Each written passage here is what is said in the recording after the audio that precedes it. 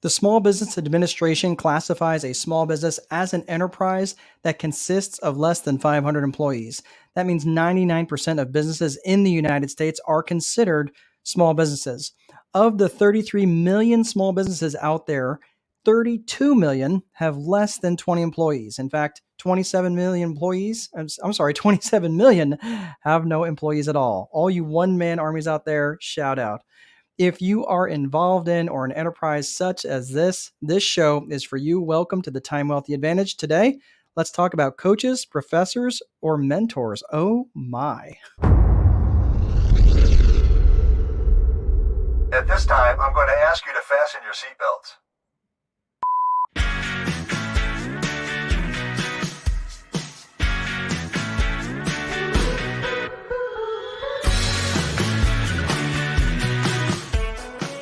All right, everybody, welcome. Welcome to the Time Wealthy Advantage. It is good to see you all. Welcome to the Time Wealthy Advantage.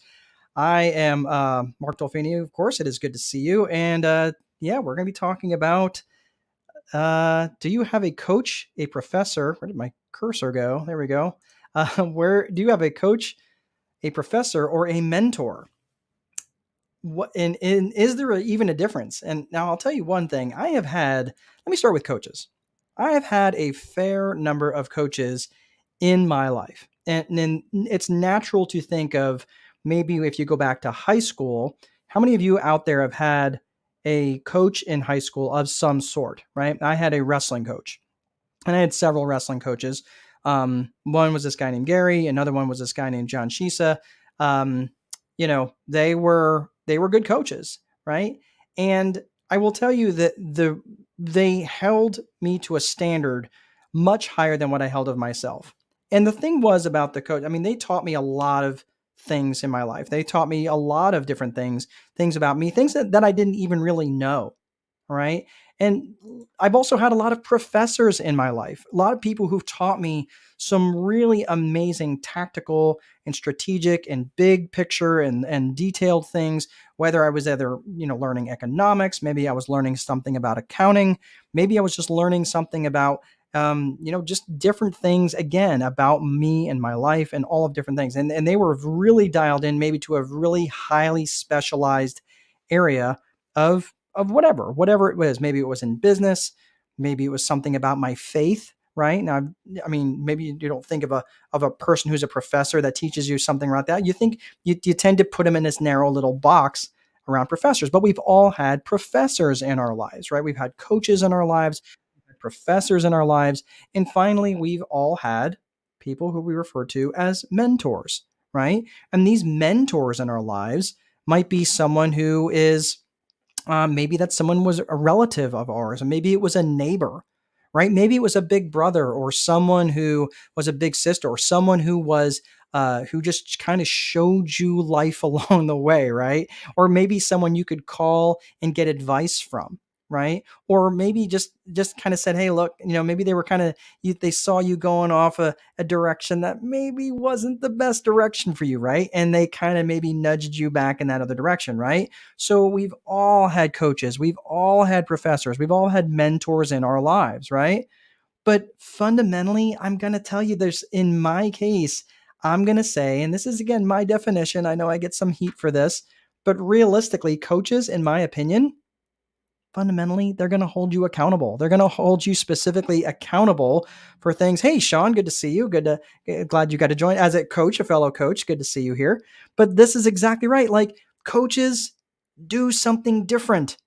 They fundamentally hold you accountable. They're going to hold you a little bit accountable for what you said you're going to do. If you make a commitment, coaches should, if they're truly a coach, hold you accountable to what you said you were going to do. So if, for example, and this is the one thing that really drives me nuts with the coaching industry right now. And this is just my definition. Okay. So if you're out there and you feel like you want to argue with me, absolutely. I'll even bring you on the show. We can have a good debate about this, because here's the thing that I really struggle with what's going on in the coaching space right now is there's a lot of coaches out there. I mean, there's coaches literally for everything now, right? So let's pretend that you're a stay-at-home mom and you have a dishwashing coach. I'm telling you, I would probably go ahead and out there and search if you could find a dishwashing coach, because I promise you could probably find someone that's out there that's doing that, right? So there you are. You sign up for dishwash coaching, right? Because you need coaching on that. It's just something you need coaching on, right? And maybe that coach gives you some ideas about how to really work on your technique for scrubbing the dishes clockwise and not counterclockwise. Who knows, right? And then you decide on Monday, you know what? I'm really not going to show up for my dishwashing coaching session. Are you going to hear from your coach? Is your coach going to call you and said, "Hey, missed you at practice today. Hey, haven't heard from you. What's going on? Hey, are you going through some stuff? Let's walk through that." Is your coach going to hold you accountable? Is your coach going to call you and make the call and say, "Hey, man, like, you're not doing what you said you're going to do. You told me when you signed up for dishwashing coaching that you wanted to be the best and fastest dishwasher ever. What happened? You didn't make it to practice today. You're not doing the thing that you said." And I'll tell you, as a coach, I have lost clients over it. There's no question in my mind that when sometimes they're like, "Yeah, absolutely, I want to be held accountable." And then you hold them accountable and like, "Oh, I didn't mean that kind of accountability. I meant the easy kind of accountability. I didn't mean like the really uncomfortable part of accountability," right? Look, if you're a coach out there, okay, and you're not doing this, look, I'm not going to sit here and wag my finger and say shame on you. What I am going to say is just don't call yourself a coach. Call yourself something else. Call yourself a guru or a mentor. There's plenty of mentors out there that do charge. There's nothing wrong with that, right? But if you're going to take the approach that if they don't call me, everything's good, look, man, I'm going to challenge you that you're not showing up for them the way that they might need you, especially if they need accountability, especially if they're needing to do the things that they set out to do, not necessarily what you set them out to do. All right. So that's all I have today. And this is really it. I'm not trying to be preachy. This is, again, a little bit of my truth to say, hey, look, if you're a coach out there, call and check in with your folks. If you're not, and you say, "Hey, look, that's not what people signed up for. They know I'm just a mentor. They can call me if they've got questions," and you're fine with that. Look, I would say fine, but call yourself something different. Call yourself a professor. Call yourself a guru. Call yourself a savant. Right? Savant is such a word that's not being used enough in today's modern language. But just don't call yourself a coach. And that is all I have for today, folks. So, and it was interesting that, I got thinking about, when I was thinking about this topic specifically, that, I was thinking that my grandfather was just terrible until I had a child. And then I realized he's a great grandfather. Hashtag dad jokes. I love these. All right, everybody. Thanks for watching. And remember, we are here to get you a time wealthy advantage.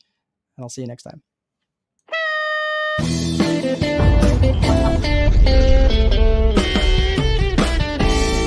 On behalf of the flight crew, thank you for flying with us and have a pleasant day.